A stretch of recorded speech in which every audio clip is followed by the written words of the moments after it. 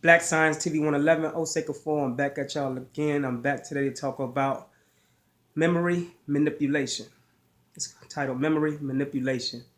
Now I want you all to write this down. A man by the name of Dr. Joseph Mengele. Joseph is Josef. The last name is Mengele.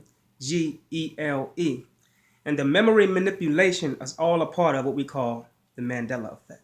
And the Mandela effect stems from the parallel universe, which is minds that are connected with each other.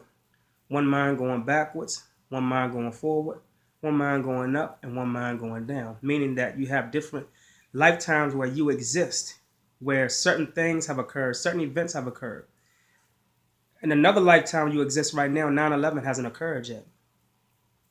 But it's people where you are right now that know about 9/11. There's people where you are right now that know about the 9/11 event and certain other events. Just using that as an example. Now, this doctor was used in World War II in the CIA jurisdiction to manipulate the soldiers' memory, to make them think that they were monkeys, to make them think that they were other animals, and etc. And he would take this memory and he would process it to add more memory to it from the past that these people have never seen before. And what this memory would do was erase the memory in the subconscious of these troops or soldiers and cause them to become the processed memory that they would download into their subconscious or into their DNA. Now, again, I always talk about the neuralizer from Men in Black. This man is the reason why Men in Black was initiated as a movie. This is why you have to look at these movies very careful. Because in these movies, they tell you a lot about themselves. But because the society has been dumbed down and conditioned, they know that society is not looking at it in a way of it being something that really happened or something that they are utilizing within certain jurisdiction of government, certain jurisdictions of politics, schools, prisons and jails and things of that nature. So they have something called the neuralizer. I think it's Neurallyzer. And this is the component that they use in the Men in Black to tamper with the memory of the people, to erase the memory. But not only can they erase memory, they can add memory to your subconscious or to your DNA with these satellites and these towers that they have abroad. And a lot of us don't know that even in the music that we're listening to, that's a form of the neuralizer that they use in Men in Black to add memory, to dumb you down, to add memory, to make you become something other than yourself. They're not only extracting memory from you, they are giving you memory. Even when they interrogate you on a higher level for crimes beyond the federal jurisdictions. They zap these people with frequencies of memory to make them snitch toward things that they were never a part of. They use these people in staged events and media. And after this memory is downloaded and protrudes into the subconscious and is no longer there, that person now comes back conscious and don't remember anything that he said to the interrogator. And now he's cloned, number one, or sitting inside of a FEMA camp somewhere outside of the jurisdiction of the United States. Maybe in Antarctica. They have plenty of FEMA camps in Antarctica. Greenland, Iceland. We never talk about these places. These are large military environments that they use when it comes to the superior experiments that they utilize toward the people who enlist into their armies and militaries and things of that nature.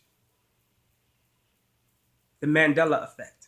Some people say that they remember Mandela dying in the 90s. Some people say they remember Mandela dying in the 80s or the 70s. It's not because it's something that occurred here. It's because these people have been in one of these parallel universes upon coming here. We've been here before.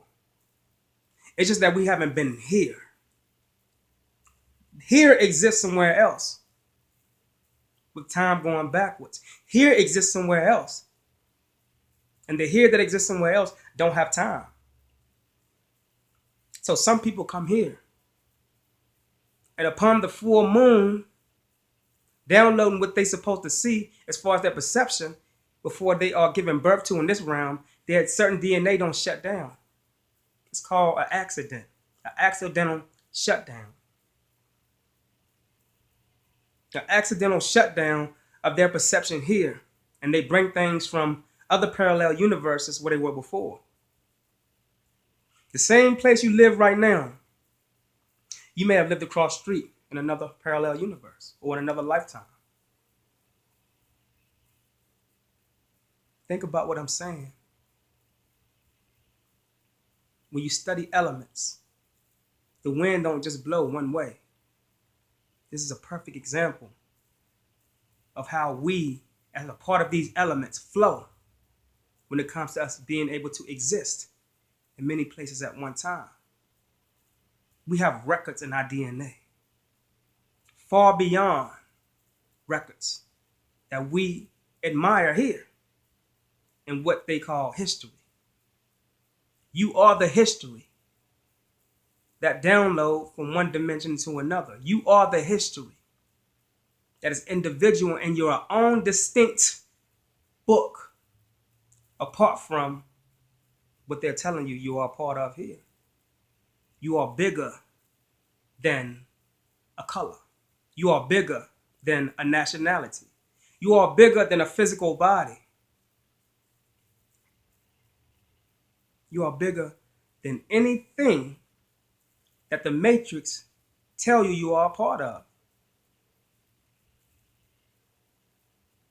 So the neuralizer and the form of music today, they are using frequencies to bounce off these anatomical modulating towers to interrupt with the memory that is supposed to give you a perception of your next life beyond here where you are now. They're trying to stop you from going through that gate by way of that memory. This is why a lot of people say that before they die, their life flashed before their eyes. Not their life here. Their life somewhere that is identical to here, where they're going, is being prepared for them. So they're being, what they're seeing is not their life going forward, but their new life where they're going now, that's identical to the dimension that they're on now, is being rewinded so they can play out in that next dimension. All right? So with that much said, Black Science TV 111, Osei Kufuor, I'm out. Peace.